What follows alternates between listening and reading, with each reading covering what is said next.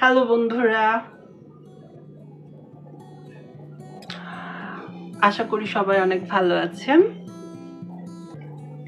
আজকে আমি আপনাদের সামনে এসেছি একটি অত্যন্ত জরুরি এবং আমাদের অস্তিত্ব, সম্মান এবং অধিকারের সাথে সরাসরি যুক্ত একটি বিষয় নিয়ে কথা বলতে।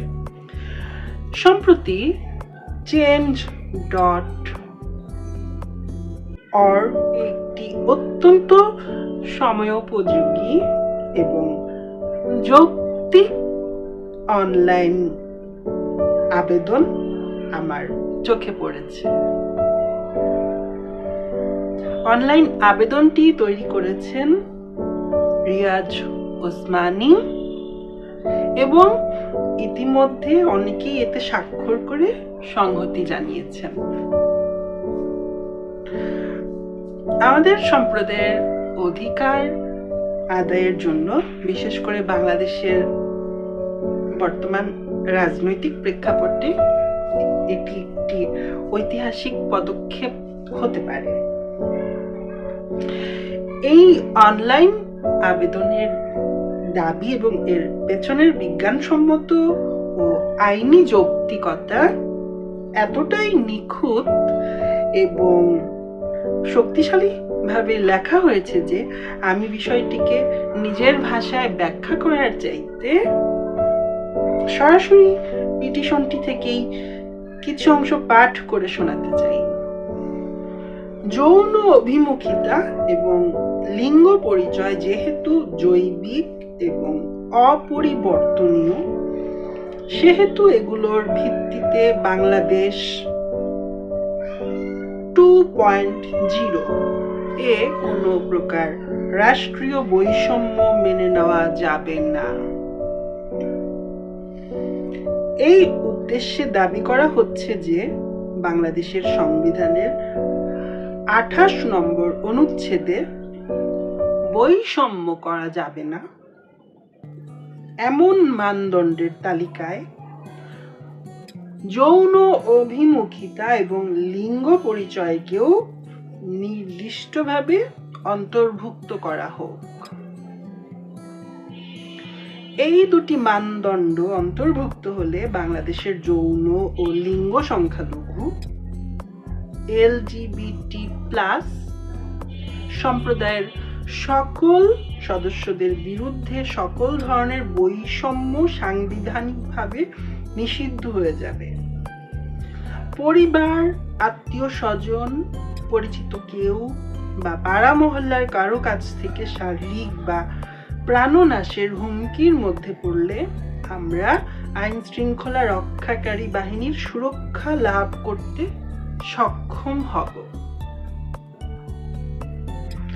কোনো বিদ্বেষমূলক বাড়িওয়ালা যদি আমাদেরকে ভাড়াকৃত বাসস্থান থেকে উচ্ছেদ করে অথবা কোনো প্রতিষ্ঠান প্রমাণিত বৈষম্যের ভিত্তিতে আমাদেরকে চাকরিচ্যুত করে, সেই ক্ষেত্রে আশ্বাস ও ন্যায় বিচারের জন্য আমরা আমাদের সংবিধানের দিকে প্রত্যাশা ভরে তাকাতে পারব। বাংলাদেশের সংবিধান সমতার কথা বলে, কিন্তু সবাই কি সেই সমতা পায়? সংবিধানে যেসব ভিত্তিতে বৈষম্য করা যাবে না, সেই তালিকা থেকে যৌন অভিমুখিতা আর লিঙ্গ পরিচয়কে ইচ্ছাকৃতভাবে বাদ রাখা হয়েছে। মানে দেশের যৌন সংখ্যালঘু সম্প্রদায়কে আইনি সুরক্ষা থেকে বাদ রাখা হয়েছে। অথচ যৌন অভিমুখিতা এবং লিঙ্গ পরিচয় কারো বেছে নেওয়া কিছু নয়। এগুলো জৈবিক, জন্মগত এবং অপরিবর্তনীয়।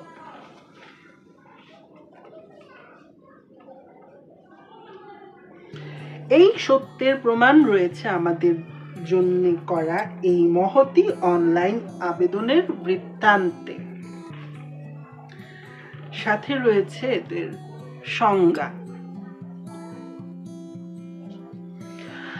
তারপরও যৌন সংখ্যালঘু মানুষরা পরিবার হারায়, কাজ হারায়, নিরাপত্তা হারায়, মর্যাদা হারায়, শুধু তারা কে সেটার জন্য। এটা কোনো মতভেদ হতে পারে না, এটা স্পষ্ট অন্যায়। বাংলাদেশের যৌন সংখ্যালঘু মানুষদের দাবিটা স্পষ্ট ও সরল। সংবিধানে বৈষম্য বিরোধী তালিকায় যোগ করতে হবে যৌন অভিমুখিতা এবং লিঙ্গ পরিচয়। সমতার তালিকা অসম্পূর্ণ রাখা চলবে না। আপনি যদি সত্যি সমতায় বিশ্বাস করেন, তাহলে নিরপেক্ষ থাকার সুযোগ নেই। এখনই আবেদনটিতে স্বাক্ষর দিন। যৌন সংখ্যালঘু সম্প্রদায়ের একজন মানুষ হয়ে আমি অনলাইন আবেদনটি পাঠ করে অভিভূত হয়েছি ও স্বাক্ষর দান করেছি। এ তো আমাদের সকলের কথা, এ তো আমাদের সুরক্ষার কথা।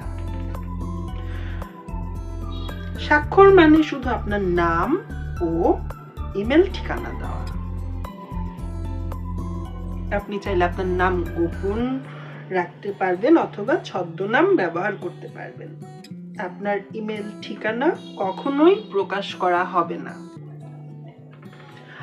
আজই এই ভিডিওটির মন্তব্য ঘরে দেওয়া সংযুক্তিতে যান, স্বাক্ষর দিন এবং অন্যদের মাঝে আবেদনটি ভাগ করে নিন।